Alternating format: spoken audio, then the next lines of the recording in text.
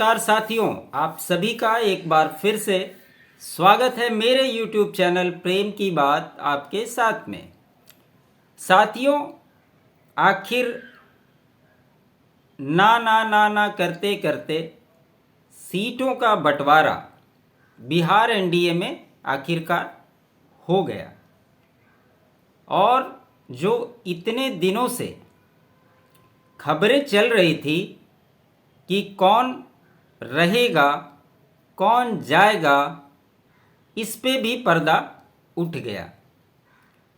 अब इसमें महत्वपूर्ण बात ये है कि अभी जो एनडीए का स्वरूप फाइनल हुआ है, क्या ये बिहार के 40 सीट को जीत पाएगी? क्योंकि जब नीतीश कुमार इस धड़े में आए थे,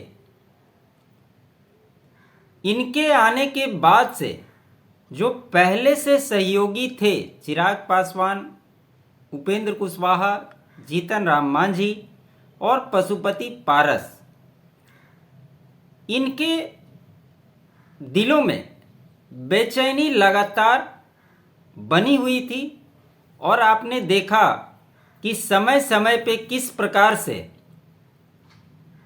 ये लोग जाहिर करते रहे थे। अंततः सीटों का बंटवारा कल हो गया, अनाउंसमेंट हो गई। भाजपा अपनी पूर्व की 17 सीटों पे चुनाव लड़ रही है, जेडीयू को 16 सीटें दी गई है। चिराग पासवान को पहले ही हमने खबरों में बताया था कि 5 सीट उनकी फाइनल हो गई, 1 सीट जीतन राम मांझी को और काराकाट सीट उपेंद्र कुशवाहा। मतलब ये अब क्लियर हो गया कि एनडीए 5 दलों का स्वरूप बिहार में हो गया। अब मुकेश सहनी, पशुपति पारस या अन्य दल ये महागठबंधन के साथ जाएंगे या क्या करेंगे, ये तो आने वाले समय में पता चलेगा। हालांकि खबरें ये भी आई थी कि पशुपति पारस का कोई बयान नहीं आया था। कल नीतीश कुमार देर रात दिल्ली जाने वाले थे और उनकी उनसे मुलाकात भी कल ही होनी थी। उसके बाद शायद कोई निर्णय निकल कर आएगा।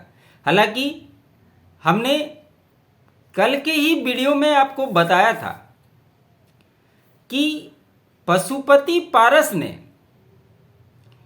एनडीए में आने से लेकर अभी तक कोई गलती नहीं की थी और उनकी गलती जो हुई थी वो भी हमने आपको बताया कि उन्होंने जो प्रेस कॉन्फ्रेंस कर दिया, ये उनके लिए विनाश काले विपरीत बुद्धे वाला कहावत लागू हो गया और कहीं ना कहीं उसी समय इशारा मिल गया कि उनका एनडीए से पत्ता साफ हो गया।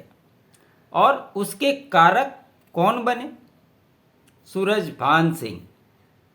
क्योंकि ये हकीकत है कि प्रिंस राज को कैबिनेट में जगह मिल रही थी, बिहार कैबिनेट में, और पशुपति पारस को बाद में राज्यसभा या कहीं के राज्यपाल बनाए जाने की चर्चा थी। लोकसभा में उन्हें सीटें नहीं दी जा रही थी, ये तो कंफर्म था, लेकिन इन दोनों को कहीं ना कहीं एडजस्टमेंट करने की व्यवस्था की गई थी, ये बताया गया था। लेकिन इसका सीधा सीधा नुकसान सूरजभान सिंह के परिवार को होने जा रहा था। जो चंदन सिंह नवादा से चुनाव लड़े थे, वो चंदन सिंह का टिकट कटता हुआ 100% दिख रहा था, क्योंकि उस समय खबरें थी कि नवादा की सीट चिराग पासवान को जाएगी, या जो भी चिराग पासवान की पूर्व में सीटें थी वो चिराग पासवान को दे दी गई है। अब 1 सीट की चर्चा थी, संभावना थी कि जमुई छोड़ेंगे तो जमुई सीट उनसे वो छोड़ देंगे, वहां से जेडीयू चुनाव लड़ेगी, लेकिन बाकी जो सीटें थी वही सीटें चिराग पासवान को दी गई और नवादा सीट भाजपा ने अपने पास रख लिया, क्योंकि 2009 और 2014 में भी भाजपा लगातार वहां से चुनाव जीती है। और इसका एक बहुत बड़ा कारण भी है नवादा सीट भाजपा लेने का।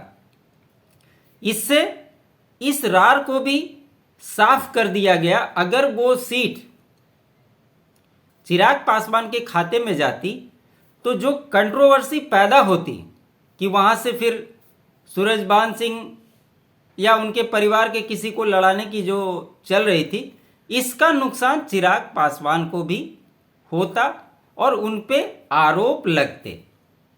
इसलिए स्मूथली भाजपा ने उस सीट को अपने अंडर में ले लिया और चिराग पासवान वहां से बाहर हो गए।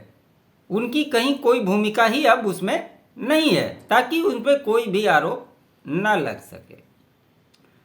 अब सबसे बड़ा सवाल उठता है, कुछ सीटों को अगर आप देखें तो इसके अलावा एज इट इज जो जहां से चुनाव लड़ा था वही लड़ेगा चुनाव। इसमें जो जदयू की जीती हुई सीट थी उसमें से एक सीट जीतन राम मांझी को वो तय थी गया की सीट, और उपेंद्र कुशवाहा काराकाट से चुनाव लड़ेंगे, ये भी तय था।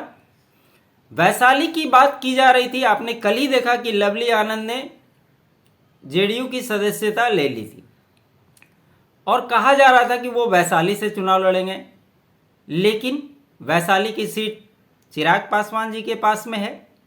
तो भाजपा ने अपने सांसद रमा देवी का टिकट शिवहर से काटकर वो सीट जेडीयू को दे दी, और आप देखिएगा वहां से लवली आनंद चुनाव में उतरेंगे। वो पूर्व में भी वहां से चुनाव लड़ चुकी है।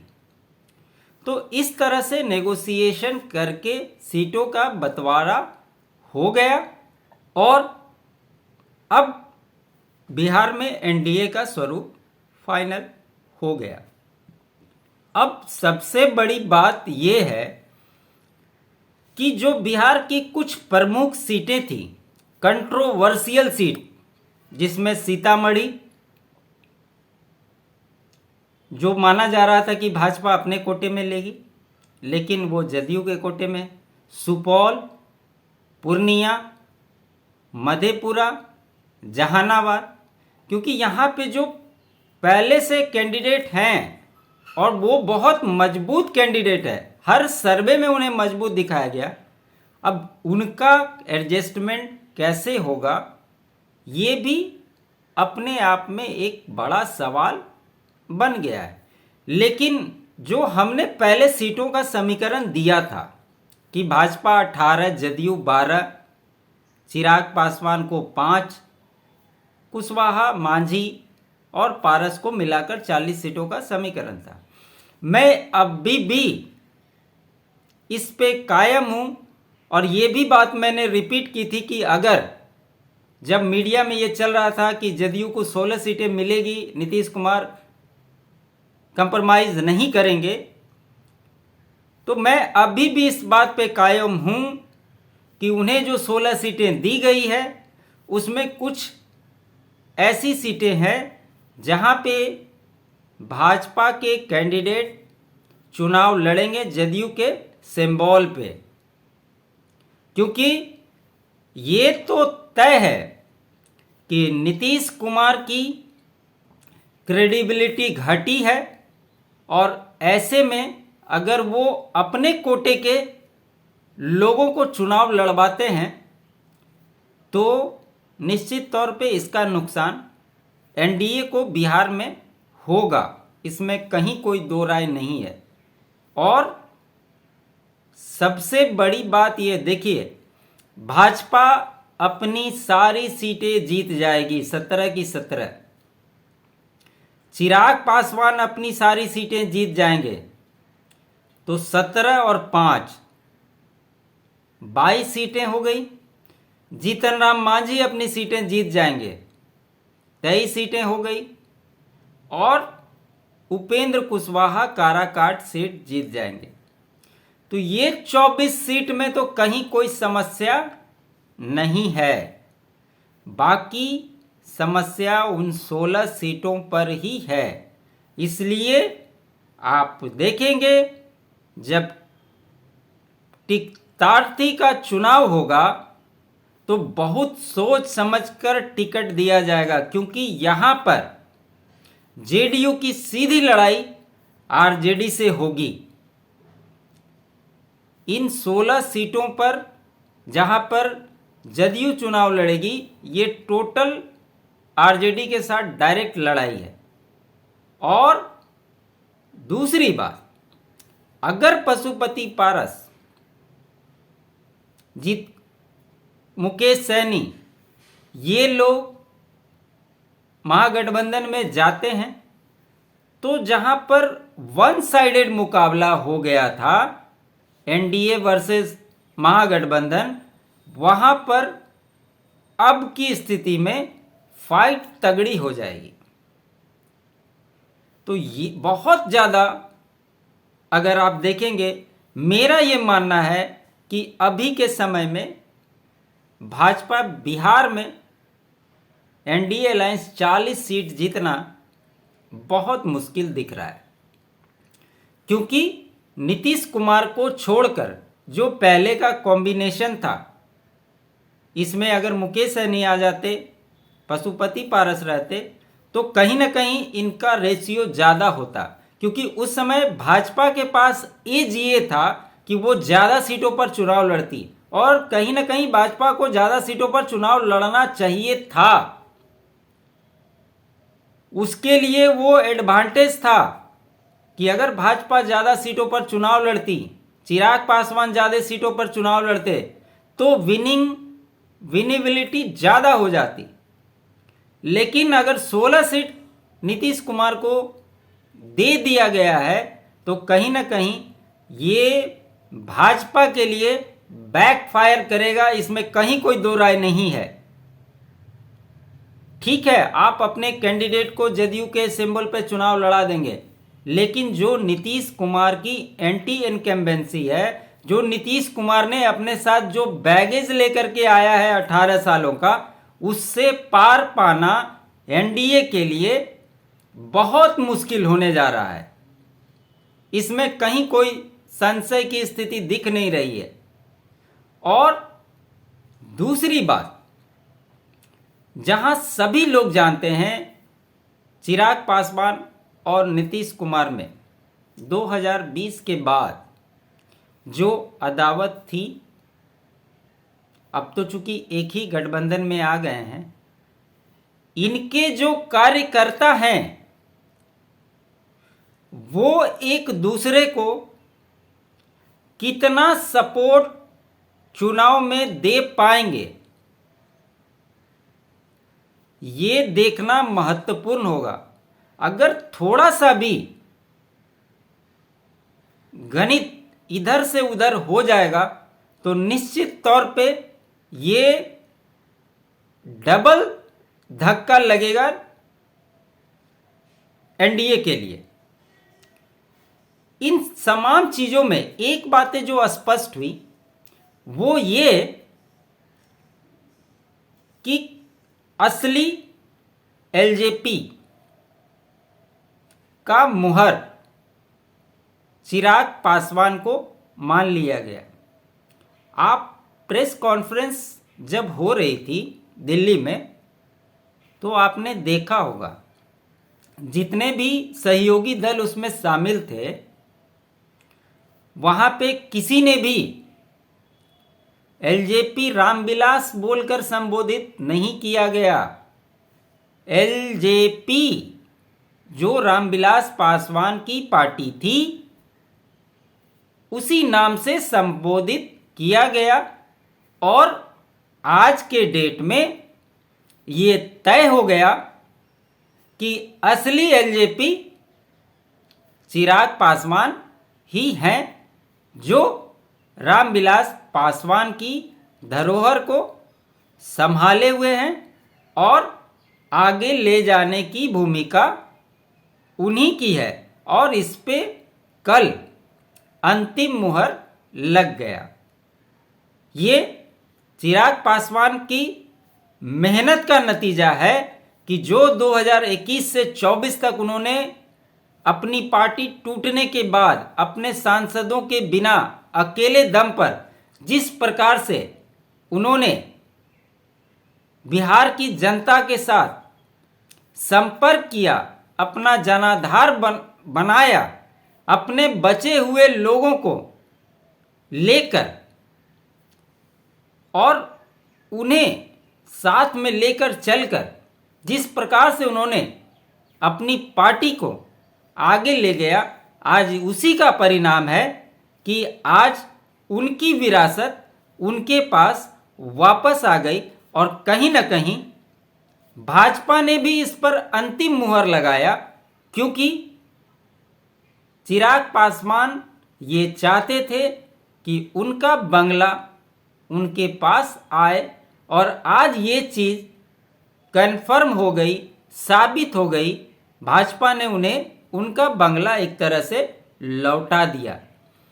भाजपा किसी भी हाल में चिराग पासवान को अपने साथ रखना चाहती थी, उनके इम्पोर्टेंस को समझती थी। इसीलिए सीट शेयरिंग होने के पहले ही सबसे पहले चिराग पासवान को कन्फर्मेशन दिया गया, और ये आपने देखा 2 दिन पहले ये क्लियर हो गया था कि चिराग पासवान 5 सीटों पर चुनाव लड़ेंगे। उनका स्टेटमेंट भी आया, उन्होंने मीडिया से भी बात की, सारा कुछ क्लियर हो गया था कि ये ही आने वाले समय में होने जा रहा है। अब सीटें तो फाइनल हो गई, असली एलजेपी की लड़ाई चिराग पासवान जीत गए और उनके पास वोट बैंक है, इसमें कहीं कोई दो राय नहीं है। अब ये कॉम्बिनेशन आगे आने वाले समय में कैसे काम करता है, इस पर भी हमारी नज़रें हैं। लेकिन एक बात तय है कि नीतीश कुमार के बैगेज को अब भाजपा कैसे मैनेज करके इस चुनाव में उतरती है, ये भी एक बहुत बड़ा सवाल बनता हुआ दिखाई दे रहा है। वहीं दूसरी ओर ये जो बचे हुए दल हैं, क्या ये महागठबंधन में जाएंगे, क्या करेंगे, इस पे भी नज़रें बनेगी, क्योंकि महागठबंधन का भी सीट शेयरिंग का फॉर्मूला तय नहीं हुआ है।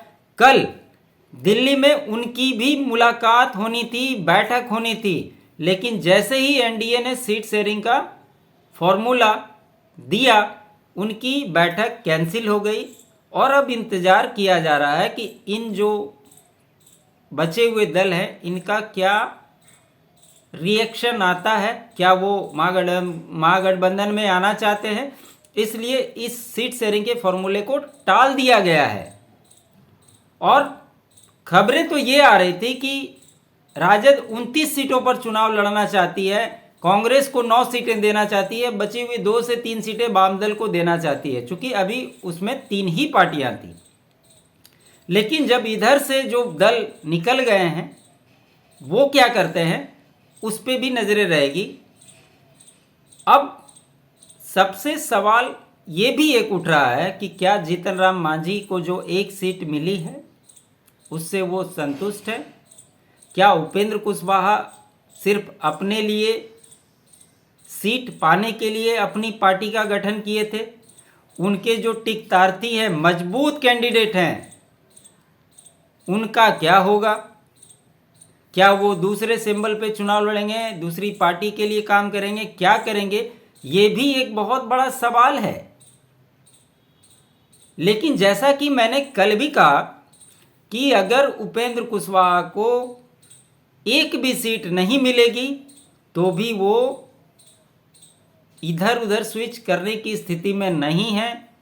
और अभी उनके पास सबसे ज़रूरी चीज़ जो है वो अपनी पार्टी को बचाना है, और इसीलिए वो रहेंगे एनडीए के साथ ही। और आपने देखा कि 1 सीट मिलने के बावजूद भी वो एनडीए के साथ हैं। आने वाले दिनों में क्या होगा ये तो बहुत जल्द पता चल जाएगा, 1 से 2 दिनों में। हमारी भी नज़रें हैं इस पे। लेकिन अब ये देखना होगा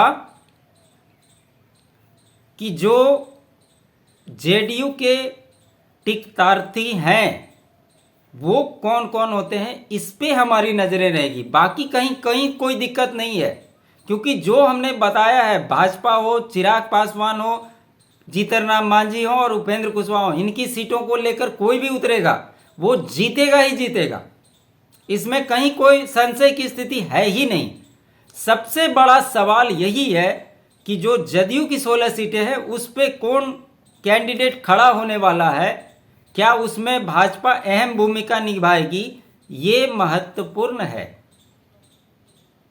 और जब इसकी घोषणा की जाएगी तब इस पे अलग से इसका विश्लेषण हम करेंगे, हमारी भी नज़रें इस पे रहेगी। इस चर्चा को यहीं समाप्त करते हैं। आपको मेरा विश्लेषण कैसा लगा ज़रूर बताएं, लाइक करें, शेयर करें, चैनल को सब्सक्राइब नहीं किया है तो सब्सक्राइब कर लें। अगर मेरा कंटेंट पसंद आता है आपको तो चैनल के लिए कांटेक्ट करें, ज्वाइन बटन दिया हुआ है उस पर ज्वाइन करें, अपने कमेंट को शेयर करें। आप तमाम साथियों का बहुत बहुत धन्यवाद।